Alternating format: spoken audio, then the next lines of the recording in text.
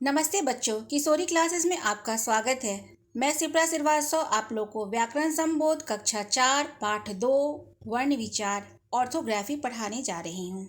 ये बहुत ही इंटरेस्टिंग पाठ है क्योंकि इससे ही हमारा सारा व्याकरण जुड़ा हुआ है और लिखने की विधियाँ भी जो है वो इसी से हमें पता चलती हैं। अब हम पढ़ते हैं। बोलते समय हमारे मुंह से कुछ ध्वनियाँ निकलती हैं जिन्हें लिखने के निश्चित चिन्ह होते हैं। जैसे हम कुछ बोलते हैं तो कुछ ध्वनियाँ निकलती हैं ना, आम, राम, चिड़िया, गीत, तो ध्वनियाँ निकल रही हैं। तो आम बोलते, जैसे कि आपकी पुस्तक में उदाहरण दिया हुआ है आम का, तो आम बोलते हुए आम ध्वनियाँ निकल रही हैं। आ जोर म जोर अ। इस तरह चिड़िया बोलते हुए च ई र ई य आ ध्वनियाँ निकल रही हैं और क्या बन गए, इससे चिड़िया बन गई। इन्हीं ध्वनियों को वर्ण या अक्षर कहते हैं और यह भाषा की सबसे छोटी इकाई होते हैं। अर्थात भाषा की सबसे छोटी इकाई या ध्वनि जिसके टुकड़े नहीं किए जा सकते उन्हें हम वर्ण कहते हैं। वर्ण के भेद के विषय में अब हम पढ़ते हैं कि वर्ण के कितने भेद होते हैं। तो वर्ण के 2 भेद होते हैं, स्वर और व्यंजन। स्वर वर्ण किसको कहते हैं? जिन वर्णों को बोलने के लिए किसी अन्य वर्ण या ध्वनि की सहायता नहीं लेनी पड़ती है। जिन वर्णों को बोलने के लिए किसी अन्य वर्ण या ध्वनि की सहायता नहीं लेनी पड़ती है उसे हम स्वर कहते हैं। स्वतंत्र ये होती हैं ध्वनियाँ क्योंकि इसमें किसी की हम सहायता नहीं लेते। हिंदी भाषा में कुल 11 स्वर होते हैं। आप लोग नर्सरी से ये सब पढ़ रहे हो, तो ये 11 स्वर क्या क्या हैं? अ, आ, ई, बड़ी ई, छोटी ऊ, बड़ी ऊ, री, ए, ओ और औ। ठीक है ना? उसके बाद आ गया औ।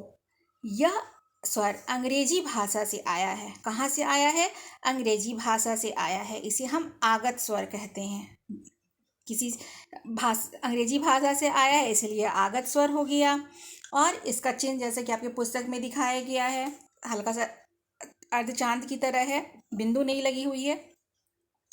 अंग्रेजी भाषा से आए शब्दों में इसका प्रयोग होता है, जैसे हॉल, बॉल, मॉल, डॉक्टर इत्यादि। अंग, अह भी वर्ण है। इनका स्थान स्वरों के बाद और व्यंजनों से पहले होता है। अब हम पढ़ते हैं अंग के बारे में। जैसे अंग से अंगूर होता है, आपने पढ़ा है, तो अंग, इसे हम क्या कहते हैं? अनुस्वार कहते हैं। और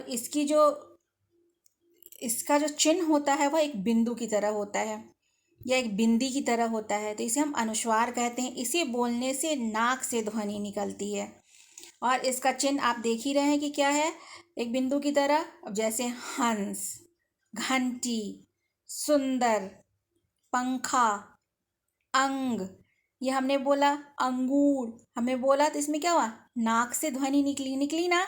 आप भी बोलकर देखिए। अब चलिए, इसे हम जो अगला आया वो अनुनासिक कहलाता है या इसे हम चंद्र बिंदु भी कहते हैं। इसे बोलते हुए नाक और मुंह दोनों से ध्वनि निकलती है। इसका चिन्ह चांद और उसके ऊपर बिंदु बनी होती है। जैसे इसका उदाहरण क्या हो गया आपको, चांद, हंसना, आँख, पाँच, गाँव। तो इसको भी आप बोलकर उच्चारित करके देखिए कि क्या ये बोलते समय नाक और मुंह से ध्वनि निकल रही है। अब आगे बढ़ते हैं। अब आते हैं आह पर। इसे हम क्या कहते हैं? विसर्ग कहते हैं। जो दो डॉट ऊपर नीचे 2 डॉट बनी हुई है ना, तो इसे हम क्या कहते हैं? विसर्ग कहते हैं। इसे बोलने में ह ध्वनि निकलती है, अर्थात विसर्ग वाले शब्द हम जब भी बोलेंगे तो उसमें लगेगा कि ह भी है। इसका चिन्ह आपने देख लिया। अब इसका प्रयोग व्यंजन के बाद किया जाता है, जैसे प्रातः, लगा ना, प्रातः। अगर किसी को लिखनी नहीं आएगी तो वह ह लिख देगा, चिन्ह नहीं जानेगा, तो इसलिए इसको ध्यान दीजिएगा। स्वतः, अतः, पुनः आदि। अब अगला आ गया हमारा व्यंजन।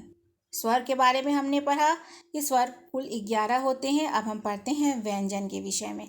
जिन वर्णों को बोलने के लिए अन्य वर्णों की सहायता लेनी पड़ती है स्वर में क्या था, नहीं लेनी पड़ती थी, और इसमें लेनी पड़ती है, उन्हें हम व्यंजन कहते हैं।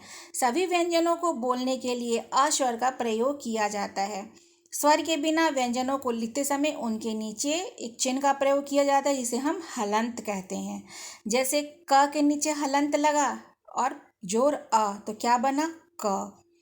हिंदी भाषा में मूल व्यंजन 33 हैं। इसको भी आप लोगों ने बहुत बार पढ़ा है, पूरी जिंदगी पढ़नी है इसको। का, खा, गा, घा, अंगा, चा, छा, झ, झ, य। यही हमारी हिंदी है। टा, ठा, डा, ढा, ना, ता, था, द, ध, न, प, फ, ब, भ, म, य, र, ल, व, तलावी श, मूर्धन्य स, दंत स और ह।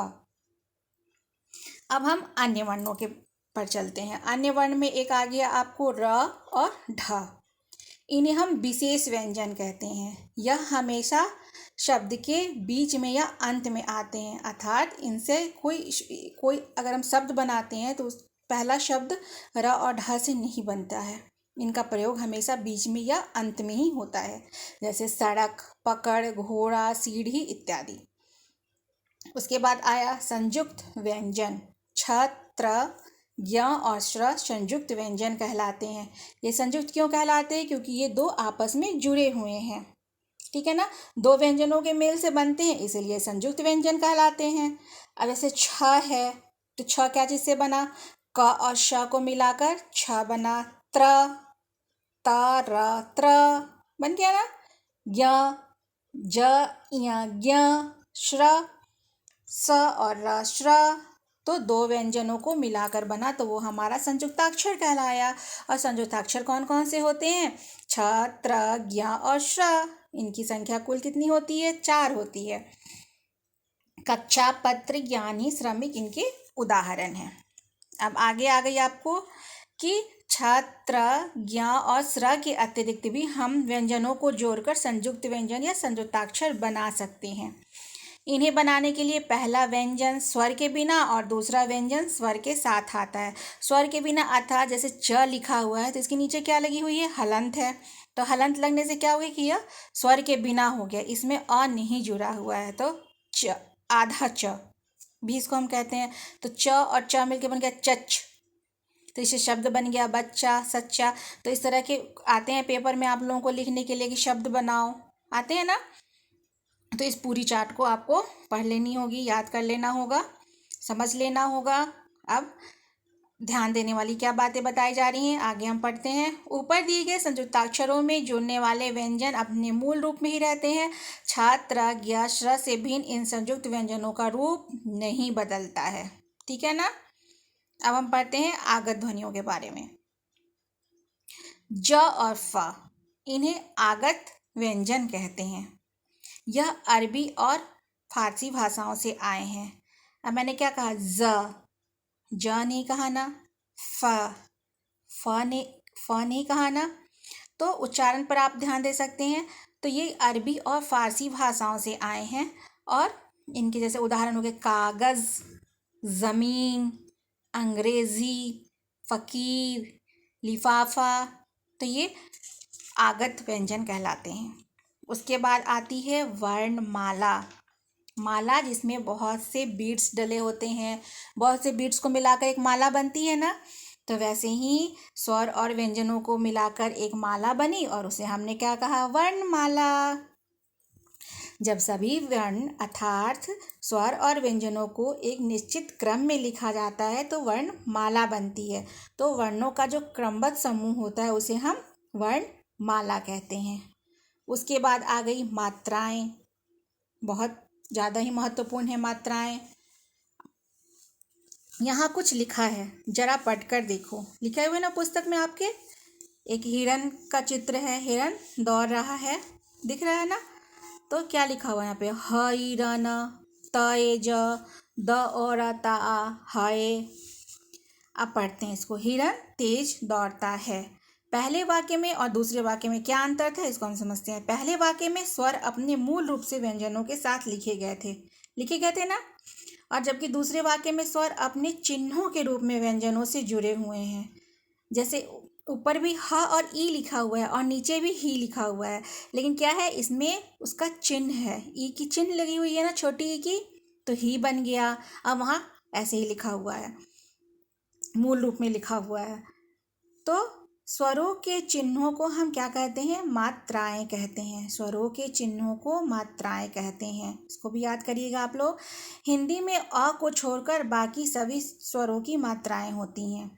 आ की कोई मात्रा होती है नहीं ना, लेकिन आ की होती है, छोटी ई की होती है, बड़ी ई की, ऊ की, सबकी आपको दिखाई जा रही है यहाँ चित्र में। इस चार्ट में आप देख रहे हैं सब मात्राएं। इसको बहुत ध्यान से, इसको माइंड में पूरा सेट करना है। जब भी कोई शब्द लिखने के लिए कोई कहे तो आप तुरंत सोचो कि हाँ कौन सी मात्रा है, कहाँ लगेगी। अगर जैसे छोटी ऊ है, बड़ी ऊ है, तो आपको पता कैसे करना है कि कहाँ क्या लगेगी।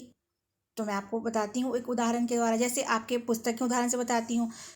सुर लिखा हुआ है, तो स में सुर, तो इसमें क्या हुआ, ऊ हमने थोड़ा छोटा बोला बोला ना, तो यहाँ छोटी ऊ लग गई। और वही लिखा हुआ है जूता, यानी क्या लगा, इस पर जू पे थोड़ा विशेष जोर लगा ना, तो क्या यहाँ पे हम बड़ी ऊ लगाएंगे। ठीक इसी तरह से छोटी बड़ी में भी है। छोटी बड़ी की भी मैं आपको बता देती हूँ कि कैसे हम लिखेंगे, कैसे समझेंगे। आप लोग के अंदर एक क्यूरियोसिटी हो सकती है कि मैम हम कैसे समझेंगे कि किस में छोटी ई लगाएं, किस में बड़ी ई लगाएं। तो जिसमें थोड़ा छोटा बोला जाए, सिंपल सा है ये, छोटा सा सुनने में आए, जैसे गिलास, तो क्या लग रहा है, गिलास हो गया। ऐसा तो आप लोग नहीं कह रहे ना, गिलास, ऐसे तो उच्चारण नहीं हो रहा है, गिलास बहुत छोटा सा हो रहा है, तो इसमें छोटी ई लग गई। और नीचे क्या लिखा है, चीता, चीता, चील, तो ये बड़ा सा हो रहा है, तो इसमें बड़े की मात्रा लग गई। इस चार्ट को भी आपको बहुत ध्यान से पढ़ना होगा, और इसको पढ़ना ही नहीं होगा, अपने माइंड में सेट करके रखना होगा कि आप कभी इसको भूलिए नहीं, क्योंकि इसी से आप कोई शब्द बना सकते हैं, शब्द लिख सकते हैं, वाक्य लिख सकते हैं। ठीक है ना। स्वर अपने मूल रूप में व्यंजनों के साथ जुड़कर भी शब्द बनाते हैं। कोई ज़रूरी नहीं है कि स्वर जो हैं वो बस व्यंजन के साथ ही लगें, वो अपने मूल रूप में भी लगते हैं। जैसे अनार है, अदरक हो गया, तो अ लगी ना उसमें, आम डायरेक्ट वर्ड बन गया। अब काम हुआ ना, आम और काम, तो क में क्या चीज़ की मात्रा लग गई, आ की मात्रा लग गई। लेकिन यहाँ पर क्या है, ये मूल रूप में है, तो अपने मूल रूप में भी जब रहते हैं तो ये जुड़कर शब्द बनाते हैं। तो ये आपका एक चार्ट है छोटा सा, इसको पढ़ लीजिएगा आप लोग। अब हम आते हैं र के रूप पे, बहुत इंपॉर्टेंट है ये र वाला। र की बनावट अन्य वर्णों से कुछ भिन्न होती है। र में छोटी ऊ और बड़ी ऊ की मात्रा र के नीचे ना लगकर बीच में लगती है। जैसे र जोर ऊ, तो क्या बना, रू, तो ये बीच में लगेगी मात्रा, छोटी हो या बड़ी हो ये बीच में लगेगी, ये ऊपर या नीचे नहीं लगती है। तो इसको आप लोग ध्यान दीजिएगा। फिर र एक ऐसा व्यंजन है जिसे अलग अलग ढंग से लिखा जाता है। ऊपर लिखा तो वो रेफ बन गया, और नीचे लिखा तो वो पदेन बन गया। ठीक है ना। जैसे धर्म, कर्म, और पदेन के रूप में जो शब्द बने, क्रम, भ्रम, क्योंकि वो नीचे लगे, ड्रम, ट्रक इत्यादि। वर्ण के ऊपर लगना, उसको हम रेफ कहते हैं। र स्वर रहित जब दूसरे वर्ण से जुड़ता है तब वह अपने से बाद वाले अक्षर के ऊपर लिखा जाता है। जैसे यहाँ सांप का एक चित्र बना हुआ है, तो सर्प, सर्प लिखा हुआ है, तो हम कैसे जानेंगे कि कहाँ लगेगा, तो उसको ध्यान देते हैं। अब हलंत लगा है, यानी वो स्वर रहित है वो, तो स जोर अ स, र प जोर अ, तो सर्प बना। प जोर अ, र जोर व, सॉरी, प जोर अ र, फिर जोर व, जोर अ, जोर त, जोर अ, तो क्या बना, पर्वत। यहाँ र आधा बोला जाता है, इसको आप लोग समझ लिए कि हमेशा बीच में लगता है। सॉरी, जो र की विशेषता है, तो ये र की जो बनावट कुछ अन्य वर्णों से भिन्न होती है, तो ये हमेशा बीच में लगता है। फिर एक ऐसा व्यंजन इसे अलग अलग ढंग से लिखा जाता है, जैसे रेफ के रूप में और पदेन के रूप में। ठीक है ना। अब हम आते हैं वर्ण के नीचे जो पदेन रूप होता है, उसको पढ़ते हैं अब हम लोग। जब र स्वर रहित दूसरे व्यंजन के साथ जुड़ता है तब अपने से पहले वाले वर्ण के नीचे लगता है। जब र स्वर रहित दूसरे व्यंजन के साथ जुड़ता है तब अपने से पहले वाले वर्ण के नीचे लगता है। जैसे ग जोर र जोर अ जोर ह जोर अ, क्या बना? ग्रह। फिर नीचे की ओर गोलाई वाले वर्ण जैसे ट और ड, ये क्या है? थोड़ा गोलाई वाले वर्ण है ना ये। तो इनके में क्या हुआ? ट जोर र जोर अ जोर क जोर आ, तो ट्रक बना। ड र अ म अ, क्या बना? ड्रम बना। तो यह पदेन का ही रूप है। गोलाई वाले व्यंजनों में लगे हलंत के साथ इसका रूप इस तरह से हो जाता है और यहाँ र पूरा बोला जाता है। ठीक है ना। अब हमने र के यहाँ पे बताई गई है कि र के रूप को ऐसे जानो कि रात आए तो र लिख डालो, ग्रह आए तो बीच से जाओ, धर्म आए तो ऊपर जाओ, ड्रम के नीचे इस तरह लगाओ। अच्छा लगा आप लोगों को? अब हम पढ़ते हैं वर्ण विच्छेद। विच्छेद का मतलब क्या होता है? अलग अलग होना। ठीक है ना, टूटना। तो जब हम किसी शब्द में आई ध्वनियों या वर्णों को अलग अलग करते हैं तो उसे वर्ण विच्छेद कहते हैं। वर्ण विच्छेद करते समय व्यंजन को स्वर के बिना नीचे हलंत लगाकर लिखा जाता है। समझे आप लोग इसको कि वर्ण विच्छेद में क्या होता है? जब हम किसी शब्द में आई ध्वनियों को अलग अलग करते हैं तो उसे वर्ण विच्छेद कहते हैं। वर्ण विच्छेद करते समय व्यंजन को स्वर के बिना नीचे हलंत लगाकर लिखा जाता है। जैसे भारत लिखा है भा, तो भ जोर आ, भा बना। र, र में क्या लगा?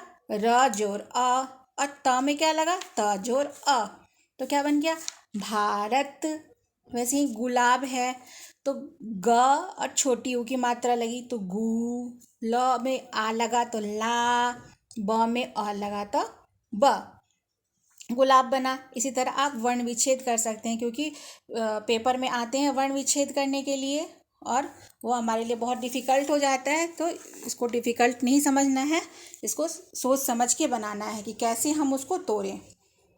प्रैक्टिस करिएगा आप लोग इसको ज़रूर। अब हम पाठ में क्या जानते हैं? अगला हिस्सा इसका कि हमने क्या जाना। भाषा की सबसे छोटी इकाई वर्ण कहलाती है। वर्ण दो प्रकार के होते हैं, स्वर और व्यंजन। निश्चित क्रम में लिखे गए वर्ण समूह को वर्णमाला कहते हैं। स्वर के चिन्ह मात्रा कहलाते हैं। अ को छोड़कर सभी स्वरों की मात्राएं होती हैं, सभी स्वरों के चिन्ह होते हैं। एक व्यंजन में एक बार एक ही मात्रा लगती है, बहुत इंपॉर्टेंट है ये। र अकेला ऐसा व्यंजन है जिसे अलग अलग ढंग से लिखा जाता है। किसी शब्द में प्रयुक्त वर्णों को अलग अलग करना ही क्या कहलाता है? वर्ण विच्छेद कहलाता है। अच्छा लगा आप लोगों को? समझ में आई यह पाठ? धन्यवाद बच्चों।